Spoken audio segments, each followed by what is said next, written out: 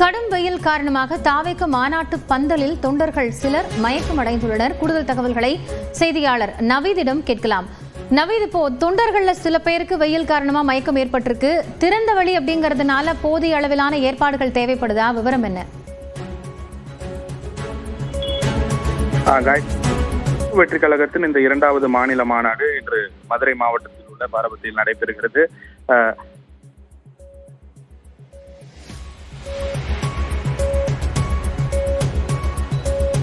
செய்தியாளர் நவீதிடம் தொடர்ந்து பேசலாம். தொடர்ந்து ரகுவரன் களத்திலிருந்து இது குறித்த தகவல்களோடு இணைகிறார், அவரிடம் பேசலாம்.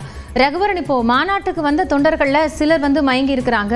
அங்க வெயிலுடைய தாக்கம் இருக்கிறதுனால அந்த துணிகளை தலையில வைத்திருக்கக்கூடிய ஒரு காட்சிகளையும் பார்க்க முடிகிறது. பாதுகாப்பு ஏற்பாடு அப்படிங்கிறது இன்னும் தேவைப்படுதா? விவரம் என்ன? காயத்ரி, இந்த பகுதியில் பாத்தீங்கன்னா காலை 8:30 மணியில இருந்தே பாத்தீங்கன்னா வெயிலின் தாக்கம் மிக கடுமையாக இருக்கிறது. அது மட்டும் இல்லாமல் தொண்டர்களுக்கு முன்னெடுக்கையை பிடிக்கணும், அந்த ரேம்ப் வாக் பிடிக்கணும் அப்படின்றதுக்காக மிக அதிகாலை முதலே அந்த பகுதியில போய் நிரம்பிட்டாங்க.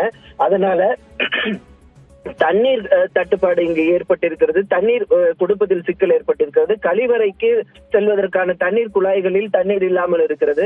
வெயிலின் தாக்கம் அதிகம் இருப்பதன் காரணமாக பாத்தீங்கன்னா இதுவரை 3க்கும் மேற்பட்டோர் மயக்கமடைந்திருக்கிறார்கள்.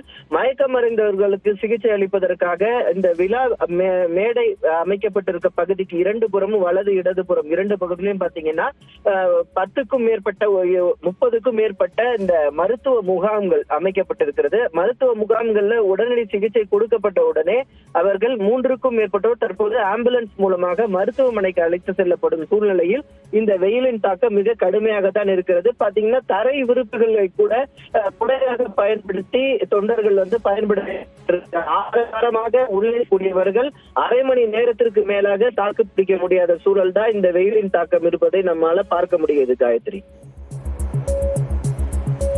நன்றி ரகுவரன். கூடுதல் தகவல்களுக்காக மீண்டும் இணையலாம்.